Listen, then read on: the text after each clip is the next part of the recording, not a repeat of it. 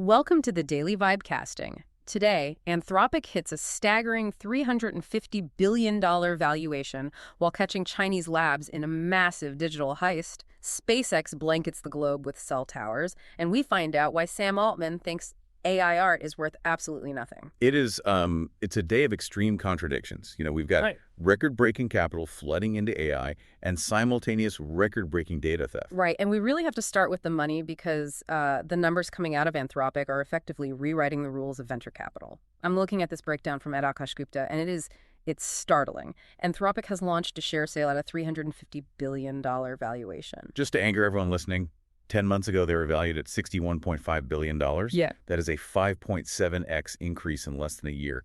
In any other industry, that would be a bubble. We'd be calling the top right now. Weaver would, but here the revenue argument is actually surprisingly strong. That's the nuance that Gupta points out. Revenue has surged 14x to an annualized rate of $14 billion as of February 2026. A massive chunk of that is coming from their new Claude Code product. So they aren't just selling Chapper, they are selling engineering labor. Sure, the revenue is up, but let's pause and look at the P&L, specifically the other side of the ledger. The projected burn rate for 2025 is $3 billion. Now, historically, that is a huge number, burning $3 billion in cash. It's a massive burn. But compared to $14 billion in revenue, that is actually a very healthy narrowing loss gap. It's a much better ratio than many of their competitors who are burning billions with almost zero revenue. Even at this valuation, it's trading at a discount compared to OpenAI at $500 billion. It is, but a $350 billion valuation implies perfection. It implies nothing goes wrong. It's Christ for world domination.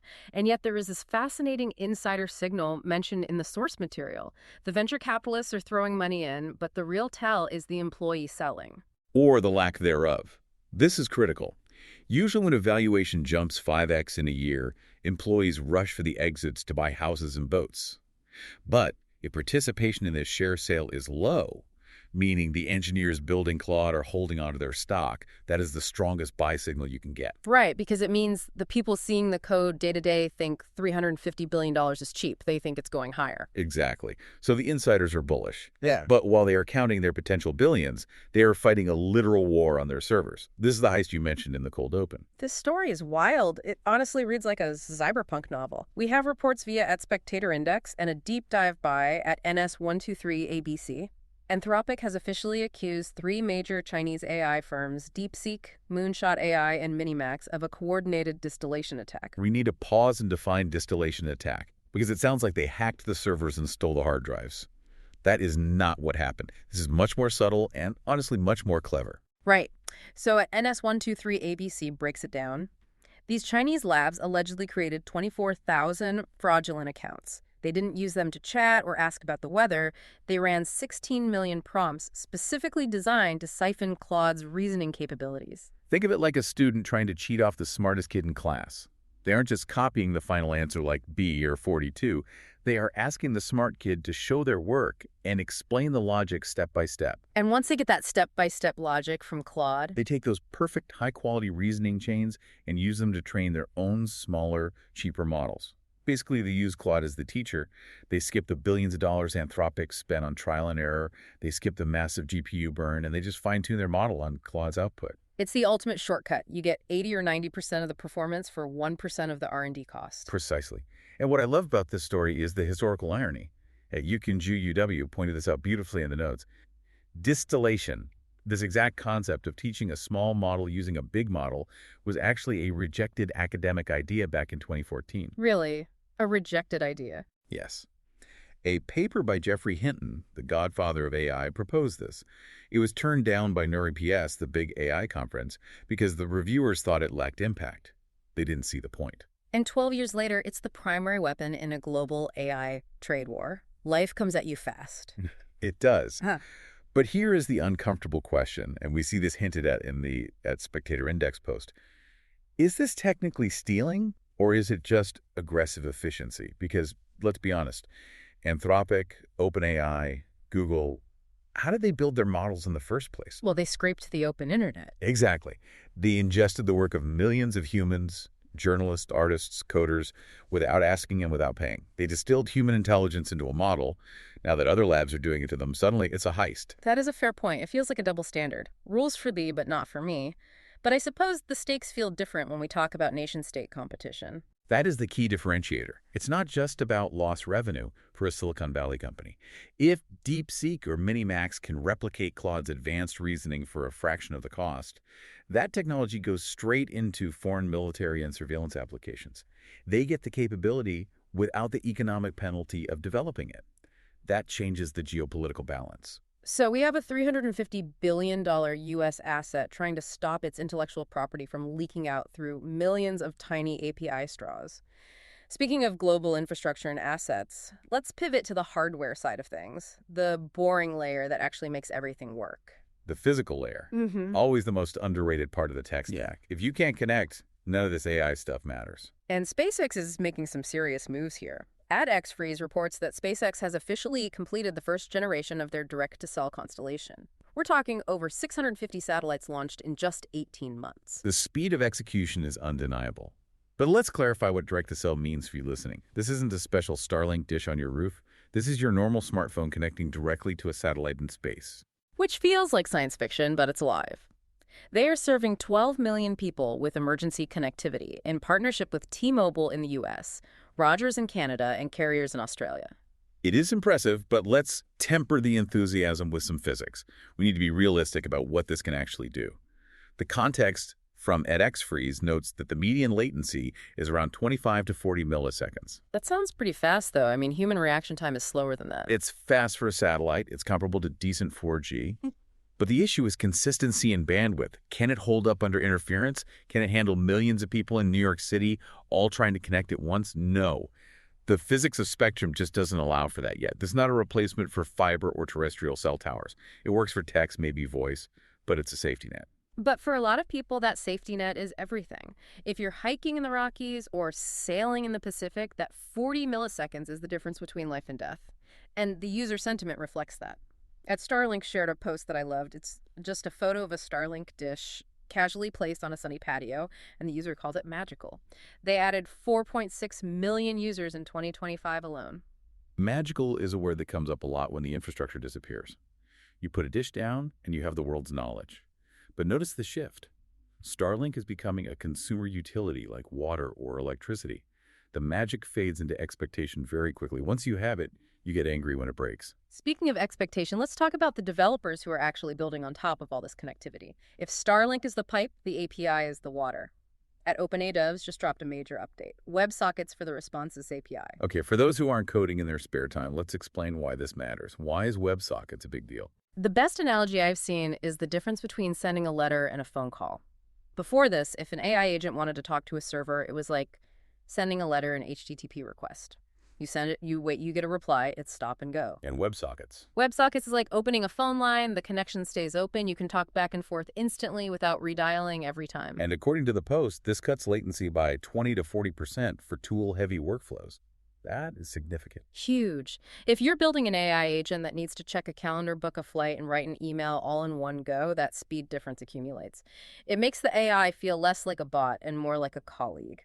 Plus, at Tech Dev Notes mention, XAI is moving fast too with an MCP, a model context protocol server for live API docs and IDEs like Cursor. However, and here's the second order effect I always look for. Look at the replies to that OpenAI post. While the engineers are high-fiving about latency, the users are furious. I saw that. The massive backlash, hashtag #BringBack40. Exactly. The developers are excited about the pipe being faster, but the users are complaining that the water quality has gone down. They feel the newer model updates have lost some of the reasoning utility of GPT-4o. It highlights a massive tension in the industry right now. Efficiency is great for the P&L, but they're optimizing for speed and cost while losing consumer love. It's the classic fear, right? Make it cheaper to run for the corporation, but worse to use for the human. Which brings us to a post by @HassanTalkser about inference engineering. Everyone talks about training these massive models, the billions of dollars to build the brain. But inference, actually running the models when you ask a question, is where companies go broke. That's the utility bill. It is. And if you can't engineer that inference to be cheap and fast, your business model fails. That's why WebSockets matter. That's why the Chinese labs are doing distillation. It's all about driving the cost of intelligence down to zero. And that leads us perfectly into our next segment. If the cost of intelligence and the cost of creating beautiful things goes to zero, what is it actually worth? This is the philosophical meat of the deep dive. Yeah. This is where it gets existential. There's a viral post from @R00CK3T23 discussing a clip from Sam Altman. Sam says that as AI image generation gets better, the value of those images, no matter how technically perfect or beautiful, effectively rounds to zero. Rounds to zero. That is a brutal phrase for any artist to hear. He argues that it's a scarcity issue. If abundance makes perfection a commodity, the scarcity is gone, and without scarcity, there's no economic value. It's the difference between a diamond and a cubic zirconia. Visually, they might be identical. But we value the diamond because of the effort, the rarity, the story of its creation. Altman is betting that humans only care about other humans. We care about the human story behind the art. But is that true? Really. If I see a beautiful image that moves me, does it stop being beautiful just because I know a GPU made it? That is the trillion-dollar question. Some of the context in that thread suggests that AI personas might eventually mimic that human narrative effectively enough to trick us. If an AI has a personality, a history, and a struggle, will we start valuing its art again? Or will we just drown in a sea of perfect, worthless content? It's terrifying and fascinating, and it connects to how we are actually working with these things right now. We need to be better at using them if we want to stay relevant. Anthropic AI released their AI Fluency Index. They analyzed 9,800 conversations to see what makes someone good at using AI. And the number one skill wasn't prompt engineering or knowing Python. It was simply iteration. Yes. The people who treat the first response as a draft and then push back, make the shorter, check your logic, you missed this point, they get 5.6x better results. But here is the danger, and the data shows this clearly, the lazy human effect. When the AI output looks polished, perfect grammar, nice formatting, human scrutiny drops off a cliff. The data showed that identification to missing context dropped by 5.2 points when the output looked good. We get lulled into a false sense of security. It looks smart, so we assume it is smart. Exactly. We are outsourcing our critical thinking because the presentation is so slick. If you want to survive in this economy, you have to be the annoying editor. You have to push back. You have to say, that looks great, but is it true? Speaking of things that sound too good to be true, let's talk about living forever. The quest for immortality. Always a crowd pleaser. Vitrupo posted about David Sinclair. He claims his lab reversed biological age in animals by 75%. And now the FDA has cleared a human trial. The theory behind this is actually fascinating. It's the idea that aging is information loss. Think of your DNA like a CD or a DVD. Over time, it gets scratched. The data is still there, but the laser can't read it anymore. Sinclair is arguing that if you can polish the scratch, reboot the software, the cell remembers how to be young again. It sounds incredible, but I hear that extreme skepticism in your voice. Well, we have to look at the track record. We have to be honest here. We have to mention the search controversy. Sinclair sold a company based on resveratrol for $720 million years ago, and it didn't exactly deliver the fountain of youth. It didn't work. Right. Fool me once. Exactly. Sinclair's flashy, but we have to ask, has he actually extended lifespan in mammals or just biomarkers? Reversing biomarkers in mice is one thing. Mice are very plastic. You can do a lot to a mouse. Extending the actual lifespan of a human being is a completely different ballgame. I want to see the data on lifespan, not just on methylation clocks. But if he's right, it changes everything about society. Information loss. That's a haunting way to put it. And speaking of retrieving lost information from the brain, we have to end on this wild experiment from @Brian Rello. This is my favorite story of the day. It's arguably the most Black Mirror item on the list. He built a DIY human synapse decoder. He wore it while he was sleeping, and he claims the AI translated his brainwaves into text. The text read, "Ancient library whispers of forgotten knowledge." And he claims this matched a dream he had about a library. I mean, come on. Is this real? Are we reading minds now with DIY kits? Let's look at the hardware. It's a 2-channel EEG. It's consumer-grade stuff.